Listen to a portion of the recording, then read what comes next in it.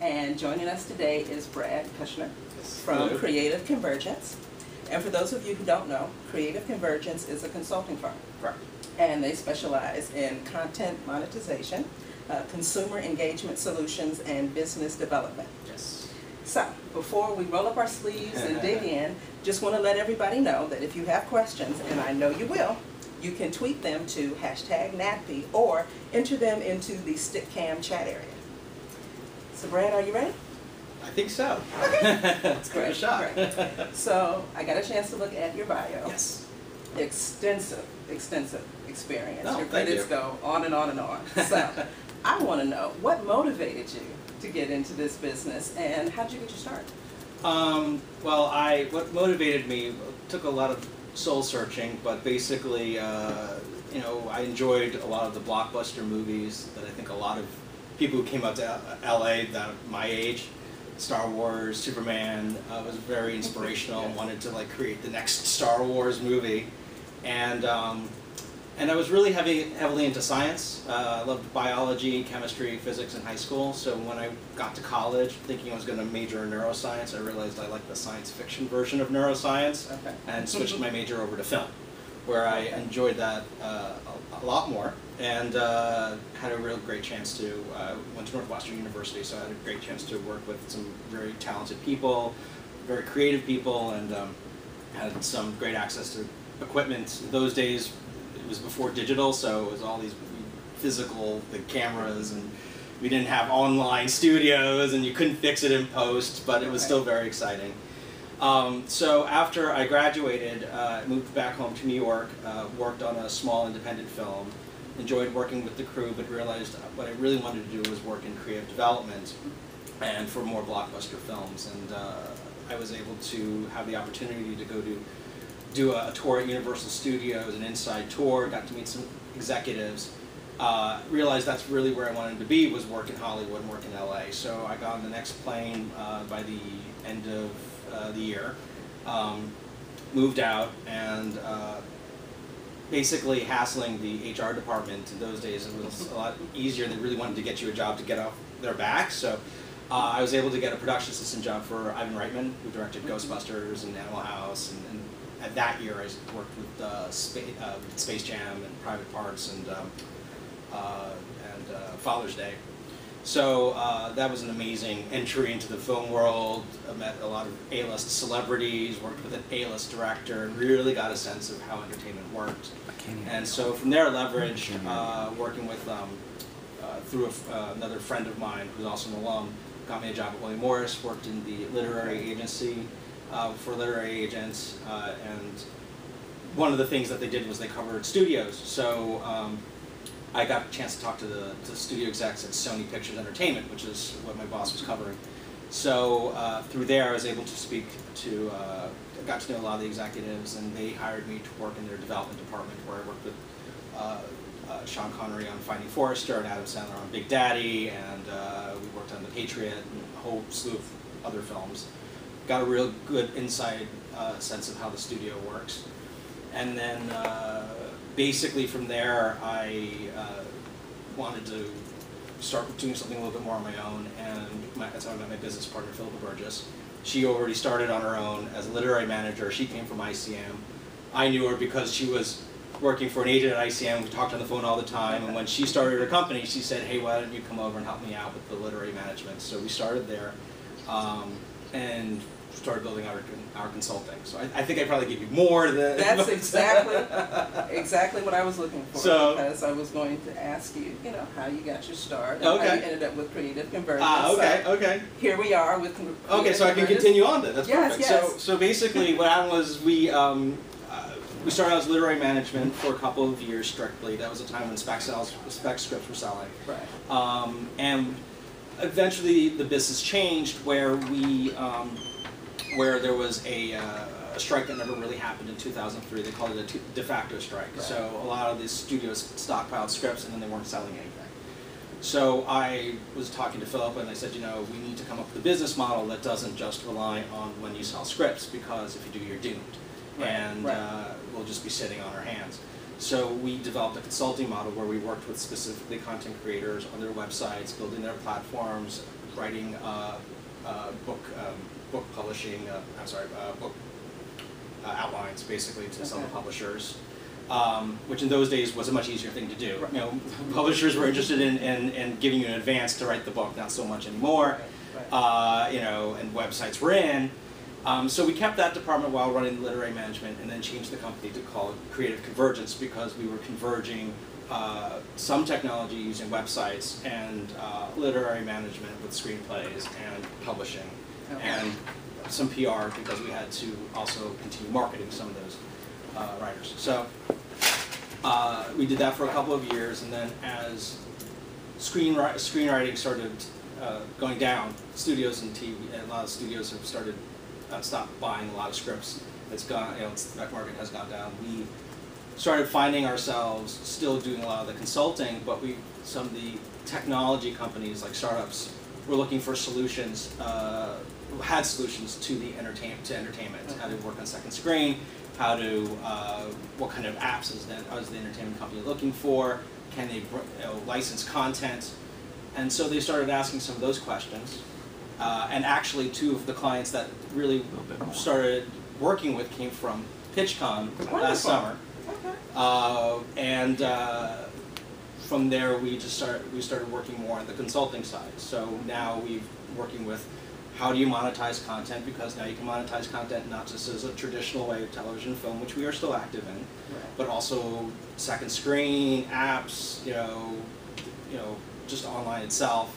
How do we monetize those consumer engagement solutions for how do we match content and technological platforms with brands who are looking to engage their audience directly, as opposed to just dealing with the 30-second spot or, you know, a product placement in a movie. And we've been getting a good sense that a lot of brands are looking to move in that direction, and wanting to find out what kind of solutions are there. So because they realize they can now connect and have the analytics, if it's the right platform, to get 500,000 people to look at their stuff, as opposed to sort of the amorphous, well, millions of people saw the 30-second spot are hoping they'll buy our soda. You know, so we're realizing there is a need for that, and we're trying to, you know, solve that problem into the solutions. Well, yes, sir. If I could go back to Please, something, go ahead. it's actually one of my questions now. Brad will be participating again in the Pitch Pit as one of our catchers, and you've done that for the last couple of years. Yeah, 5 or 6 years, I think. Yes. It's been a while. Now, usually you come looking for projects, Correct. but this time you're looking for something a little different. Yes. So I would love for you to share what that is. Sure, sure. And actually what he's looking for this time, he met some companies last year, as you mentioned, Correct. in the Pitch Pit. So he's looking for the same thing. So tell us about that. Sure. We are looking for startup companies with technology solutions that have an idea, have a solution that can help with content, whether it's film or television, or have a solution that is entertaining, that's can gamify is the term, you know, an experience by, you know, gamify is basically like the idea of you know, doing something interactive, getting people to kind of run around to do it because it's part of the app. So like using GPS location, then you go to one spot, then you get a coupon, and you can go to another spot, get another coupon, and making it kind of interactive and fun. Those kinds of solutions we're looking for to propose to some of the advertising companies and brand connections that we have, as well as, like I said, some startup companies who've got technology that we feel we can take to our people, studios, you know, production companies, entertainment companies, whether it's at the producer level, because sometimes the solution itself may be for involving the story first before you go to the studio, and sometimes it's just something that a studio should have because it's pretty awesome and they'll make a lot of money off of it. So those are sort of the things that we're looking for. And we're also looking to help content creators. We do have some content creators we've met through NATPE as well, where they do have a show that's already produced, but they need some marketing and business development to take it from a few markets to a much broader group of people, a broader audience, or even taking it to just taking it to the next level. So we are looking for a little bit of that as well. Okay. Glad to hear that you met some companies in the Pitch Pit, and you are working with them. People often ask about success stories, so there are success stories that come out of the Pitch Pit. So Yes, yeah. One of the companies, well, two. One's an advertising company from Japan, and we got them great inroads to places like Sci-Fi, CBS, Style, and then there's another company that we helped with their business development, and actually looks like they are moving towards an acquisition stage for another company. So we can help with that. So yeah, it's pretty cool. It's pretty cool. Okay. It's a lot of fun. Well, now I'd like to create a scenario and have you walk me through the process. So let's say I have an idea for a show. Sure. It's a dating relationship show. Right. And I want to create an app that goes with it, because ultimately I want to help bring people together. Mm-hmm. But I think people need additional tools and resources to help them decide, is this person a good match? So what if I could, and this is totally out there, but if I could create an app that was kind of like a scanner, not quite a bar scanner, you scan the person, so you can check out body language and, you know, eye movement, and is the laugh genuine or is it shady, and you get like a percentage readout that would tell you, you know what, 75% in terms of a good match, so if you're interested in a second date, go for it, or we've cross-referenced his picture with pictures at the post office, think he's a serial killer they're looking for, run for the hills. Right. I hope you copyrighted this before you told everybody. You may want to keep that. Strike that. Listen, I have this idea, and I'm coming to PitchCon. I want to meet with you. Okay. What do I need to walk through the door with? Right.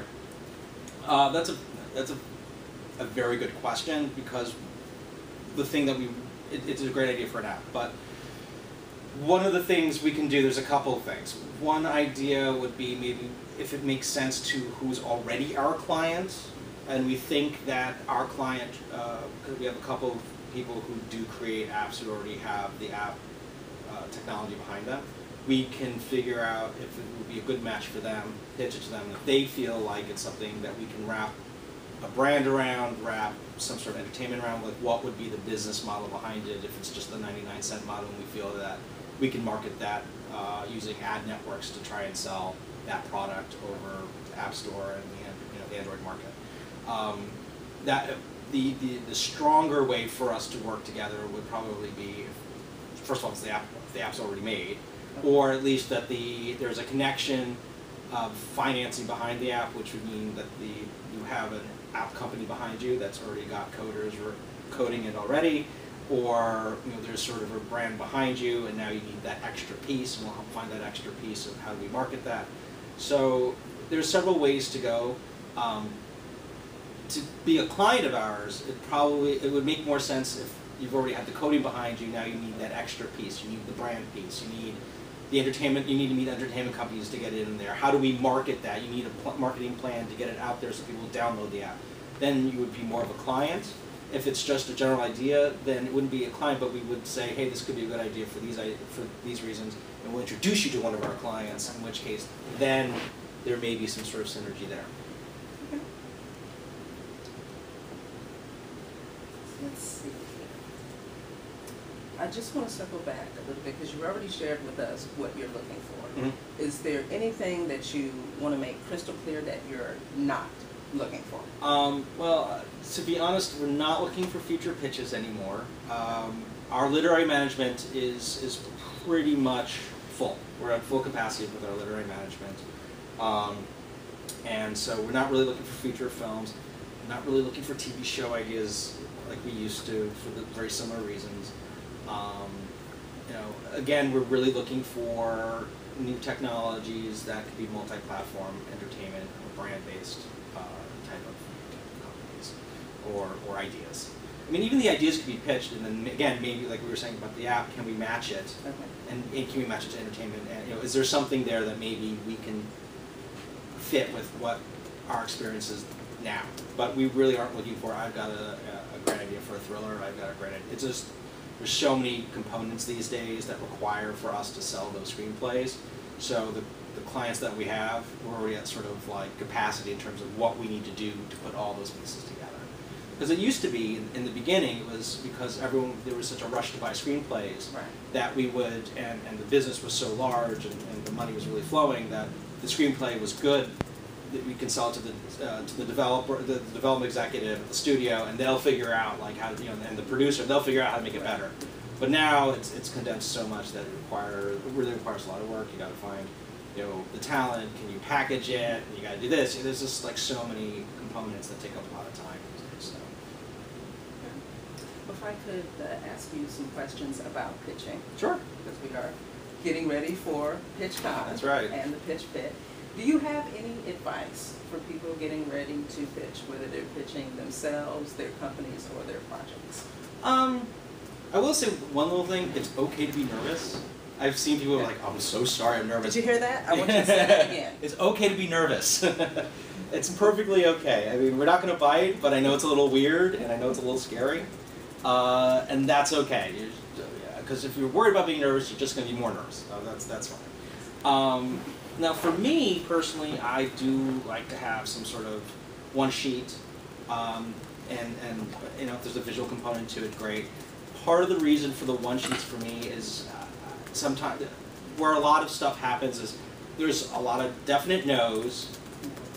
Once in a while there's this awesome yes, and then there's all this middle stuff. And 10 minutes isn't really enough to process everything. So I personally like to have like a little bit of a one-pager leave behind that can at least describe like who you are, what your product is or your company is, you know, maybe a little bit of why you think the service would do well, and you know, if you have a little time, maybe just like why Convergence would be a good match. But that's hard to specialize. I wouldn't want to recommend everyone to put that much extra time and energy into that little piece, just for my sake. But just like that one pager, I think is always a really good thing. And of course, add contact information. It's good to know how to reach them. Yes, yes. Are there any, I guess I would call them newbie or rookie mistakes in pitching that, you know, if people, these are the things to remember and try to avoid these at all costs, what would those things be? There's a few. A couple things. One thing is really know what you're selling and really know who you're selling to. I mean, I had one person, it was just, I felt bad for this guy. He flew from, I think, like Portugal. And he had a video in Portugal or Spain, and I listened to it, and it was this very low-end, low-budget story idea, and it wasn't ready. It wasn't even close to what the American market would do. It wasn't even sure what the story was. He could barely speak English. It was really like, dude, I don't know what you're gonna do with this, you know. And if you don't speak English, that's fine, but understand and try to really do the research on how to connect with an American executive. And if you can, try to connect with an American audience. There may be people, you know, catchers out there that are looking for international, so I can't speak for them, but I can say on a domestic front, really understand how it should connect with the American audience, how it should connect with the executive you're pitching to. That's like one of the biggest rookie mistakes I've seen.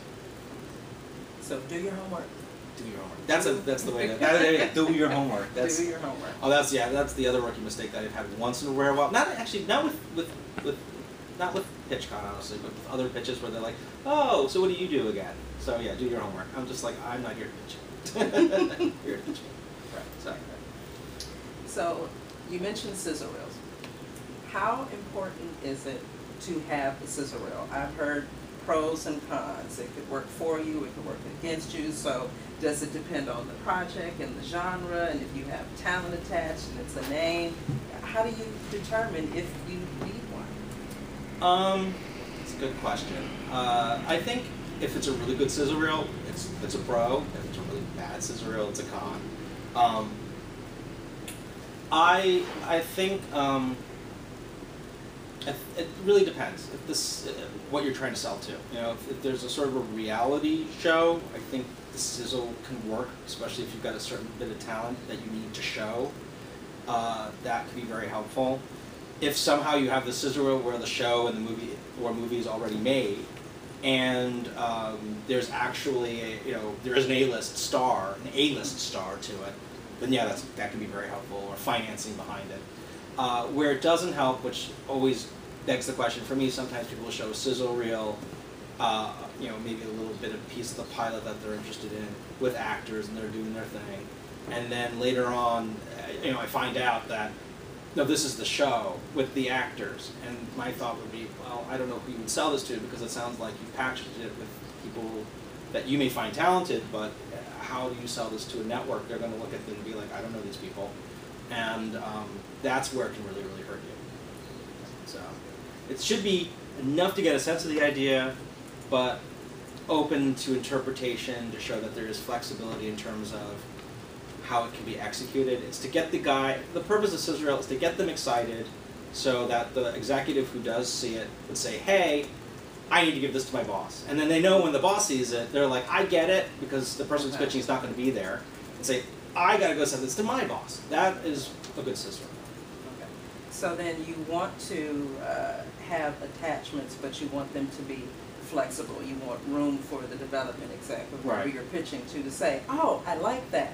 But what if we went in this direction? Right. Or what if we tweaked it that way? And you're not locked into talent.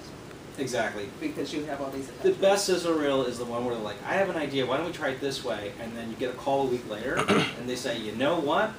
I can't get it out of my head. Like, send it to me. You know, that's when you really get the brain thinking. When you can get them to think like that, you've got them. So this reminds me of a scenario that I heard about recently where someone was in a similar situation, and they saw the scissor reel. They had some loose attachments, and they wanted to see more. Their main concern was representation. Everything's happening so fast. How do you know when you really need representation? How far can you go along and do it yourself? And then when do you really need to have an agent and manager on board? Before, obviously, of course, you're signing on the dotted line. Right. I think it's when, I think the best time is after you've made that connection, it looks like there's a meeting going down. Sometimes maybe after the first meeting. If you can try and secure a manager before the first meeting, but you have a meeting on the books. That actually happened to us 3 years ago through PitchCon. Okay. We had a writer. Actually, it was a son and mom team, and they had a really great idea of a life story that they turned fictional. And right next to me was the Fox table.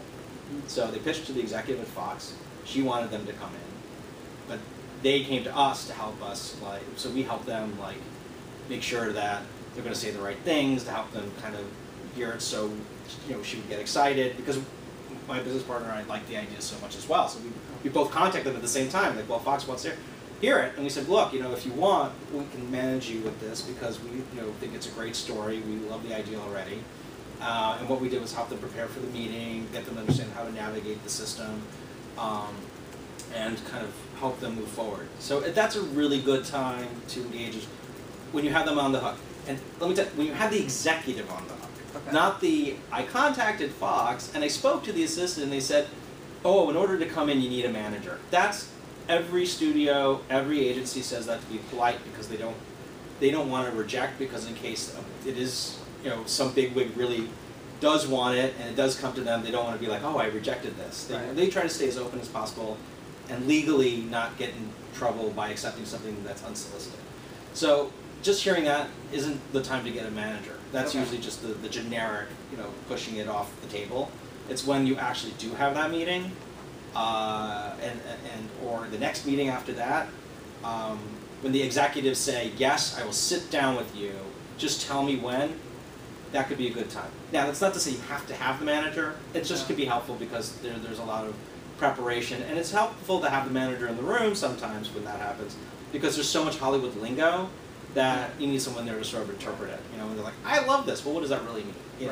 And be able to really get lay down the groundwork for that next follow-up step, because it is a number of steps before you can set something up.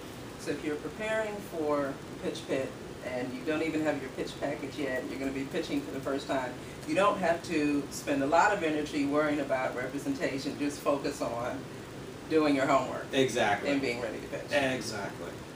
And if you have something hot, people will fall out of the sky. Exactly. And to help you. Exactly. And that's the thing with especially nowadays, I think with the way that the system works, especially with agents, it's harder to offset the risk these days. It used to be, a lot of people would sign. It was easier to sign because you had so many clients making so much money that you can offset the risk by taking chances on new clients who haven't made money. That's changed a lot. So you really want to make sure that all your ducks are in the row, that there is real interest, and the money is almost there. you know, Right. or the relationship's there and it just needs a couple of extra pushes. It can't really start at the level that it used to, unfortunately. And you mentioned taking risks. Yes. And a lot of people are concerned about the whole risk factor, and they're concerned about their projects being stolen, and rightfully so. My question is, how often does that really happen? And if we do everything we can to protect ourselves, how much do we still really have to worry about that? That's a good question. And you always have to worry. In fact, a client of mine is actually surprisingly, he did something on the internet, and a well-known network show kind of actually did rip him off a little bit.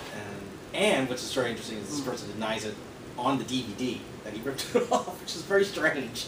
Okay. So yeah, so it can happen.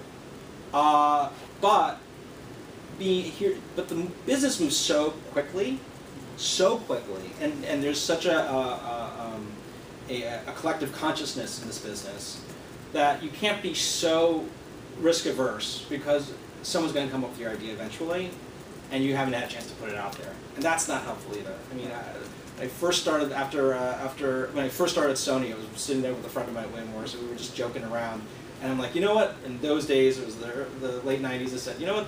Friends is very popular. The '70s are kind of back in, and we should come up with a Friends show with '70s. And oh wait, we know all these writers because you worked with William Morris and I did, and we can take it to this person at Sony. We're pitching, and a week later, that '70s show was set up on the cover of Variety. You know, that's how the collective consciousness works in this business. It's ridiculous. So there is a little bit of risk. There's a lot of risk, but if you don't put it out there, or you're really slow and you've got NDAs and stuff, someone's going to just snatch it up, and then where are you? And the truth is if you trust yourself as an artist, yeah, someone's going to steal your idea, but guess what? He didn't steal your brain, you know, Right. and your brain will come up with something else, and you should just trust in that. So go boldly forward, Yeah, and don't have just one project. exactly. Have 10. Exactly. And, you know, and back it up with paperwork and stuff, and you know what, and see where that, you know, it will protect you enough. I mean, the thing is, the studios and all of they are legalistic and fearful of getting sued, very much so, and they don't want to be in those positions. They don't want to be in those positions if they can avoid it. So all that sort of offsets some of the issues. Let's say someone is trying to establish their creative voice, and they're trying to decide what projects they want to work on.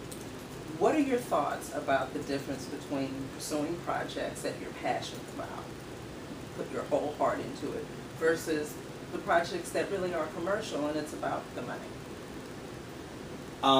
It depends on what the goal is for that individual creator. It really is. I mean, and it depends on the medium. You know, the thing is that something usually, like with film or especially TV, it is a commercial business.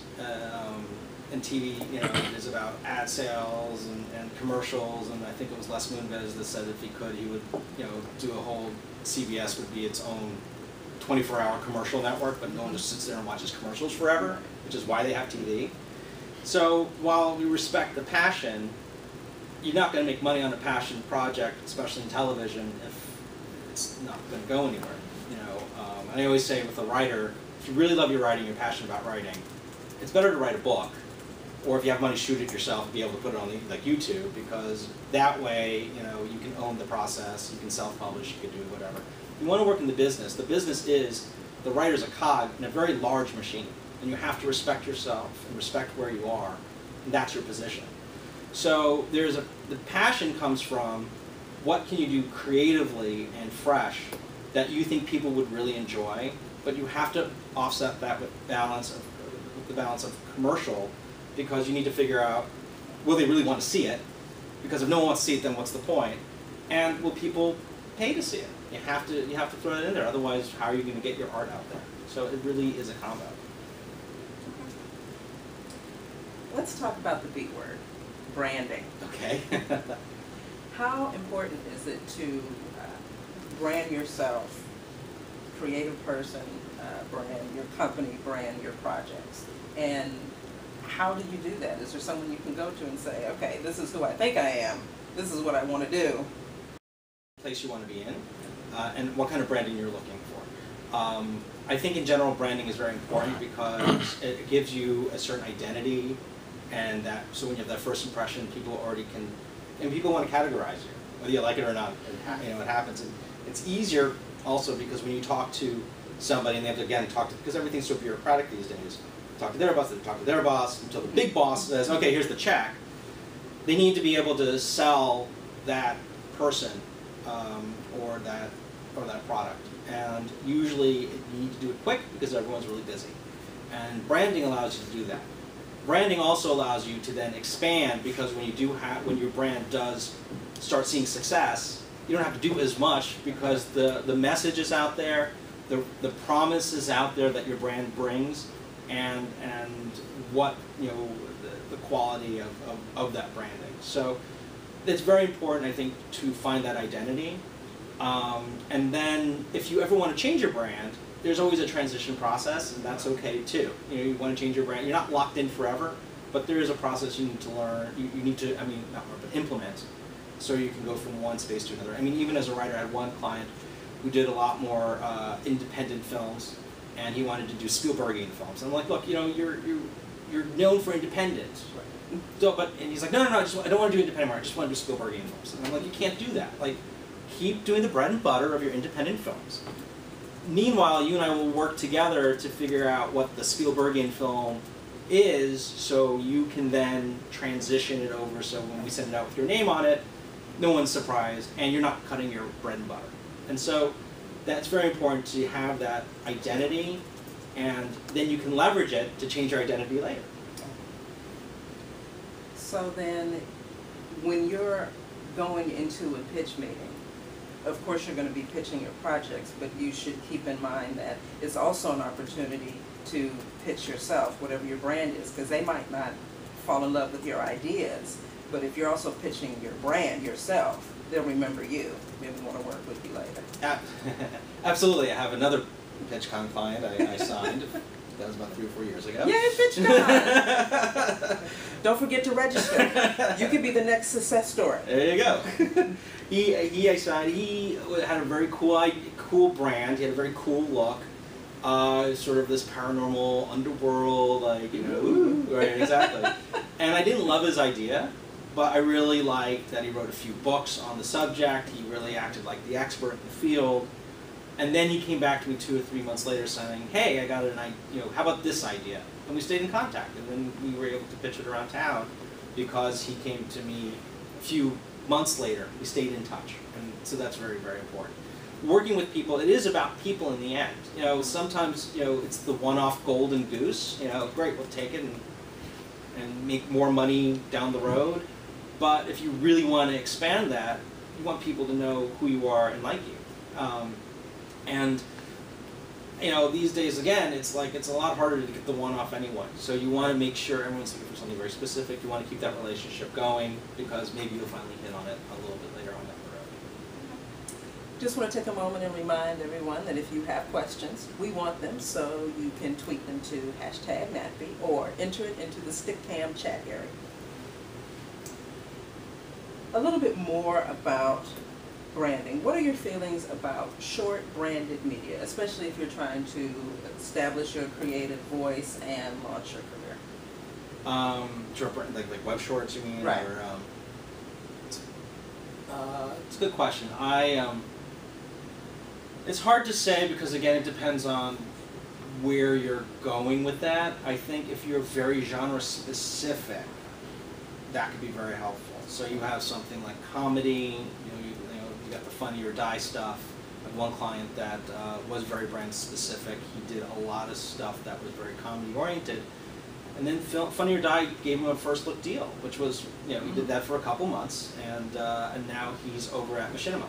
They signed him up. So, so when you're very genre specific, I think if you could do that with horror, if you've got the genre stuff, I think that's very, very, very helpful. If you're doing it to show some of your director prowess, it can be helpful, but it has to be very, very unique because what studios are looking for is that's great, you can do it for 10 minutes, but can you really sustain it for 30 minutes if it's a TV show, there's 30 to 60, or can you do it for 2 hours if it's a feature film?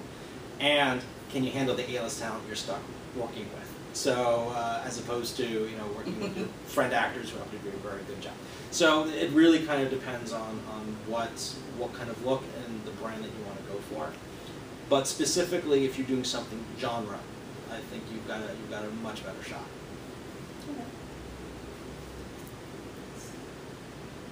What have you found to be one of the biggest myths, or the top 3 biggest myths about getting into the business, working in the business, what the business can do to you?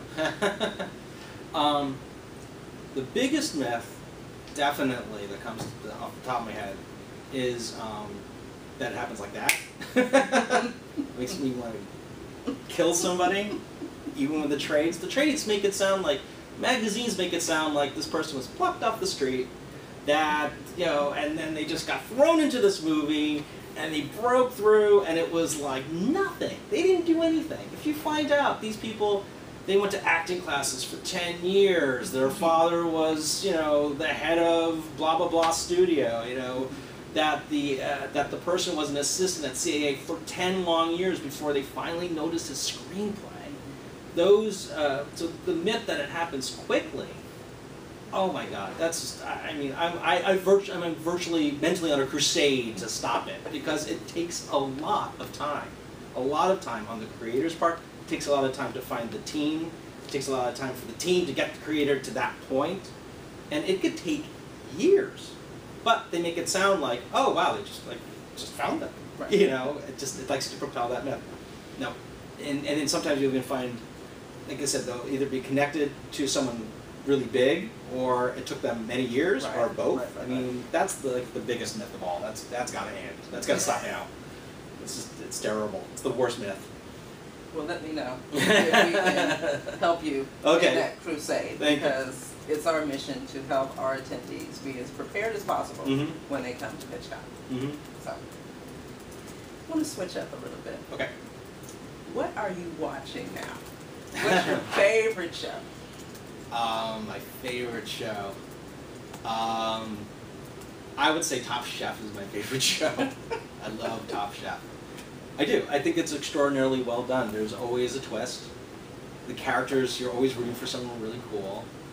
And I think Padma's like one of the most gorgeous women on television, and the story, and she's just absolutely beautiful. And it's it's just extraordinarily creative. So I happen to really love that. But yeah, that would be hands down my absolute favorite show, and I'm always sad when it's over. So now I'm excited for Around the World in 80 Plates. We'll see how that goes. Any final words of advice for people who are coming to the PitchCon to pitch, whether it's specifically to Creative Convergence or in general? Yeah, just know your stuff inside and out. Know who you are inside and out, and know who you're pitching to as much as you can. Inside and out's going to be tough on that one, but as I said before, don't be afraid to be nervous, but show a lot of personality. Try to connect with the person you're pitching with, and even if they say no, it doesn't mean it's a no forever. And keep tracking those companies you pitch, because you never know, later on something can happen, something the right fit, and then you could always email back. If you have their contact information, you could always find it saying, like, I met you at PitchCon. I'm the one who pitched you this. You kind of liked it, but I got something better for you. What do you think of that? So it's always good to use this as an introduction to a larger entertainment world, and be able to sort of facilitate and get some of those projects down the road out there, which would be great. If I could ask you one more question. Of course, you can ask too if you want. This is post-pitch pit etiquette. Someone pitches to you, any company in the pitch pit. If they don't hear back by that Monday and they pitched on Friday, is it time to get nervous? What is the adequate amount of time to reach out again for follow up? I would usually my thing is like 2 weeks. Could you say that one? 2 weeks.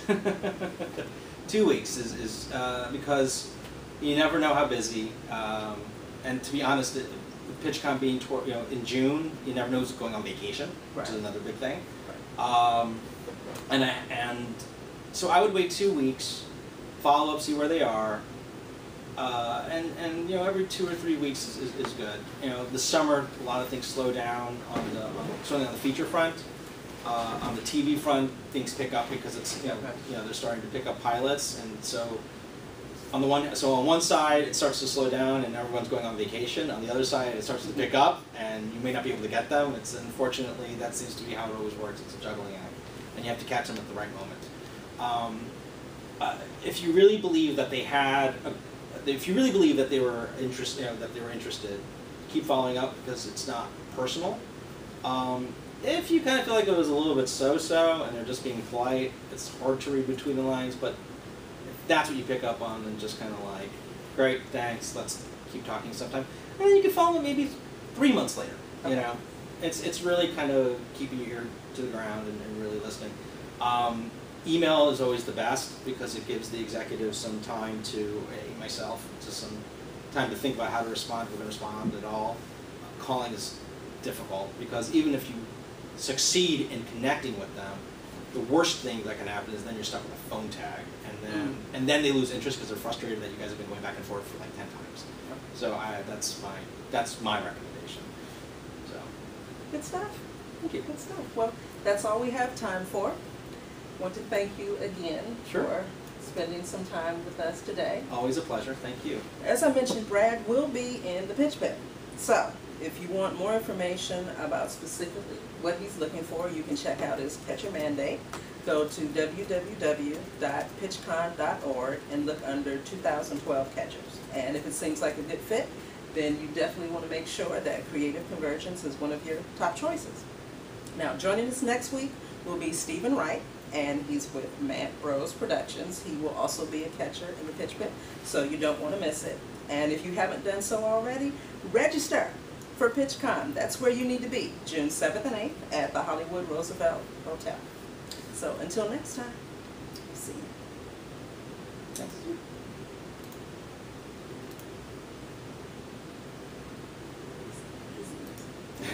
Good stuff. I can watch it. Take. And stop. Oh, Are we faded out? Can we, like, We are out. Still, We're out on my computer. You no, might be. still hear some. I still. There's a delay. Now we're out. Very Okay. good. That was wonderful. All right. Wonderful. Cool. Were there any questions? I mean, I guess not. No, there wasn't any questions. Yeah, the audience sometimes asks, not always. 5,922 tuned in to watch parts of the stream. We had 300 in the room at any given time after 20 minutes into the webcast. 200 in the room at any given time after 7 minutes into the webcast. We had audio problems for the first 4 minutes, but we were able to work those out, and then everything pretty much good. So it was pretty good. We had some competition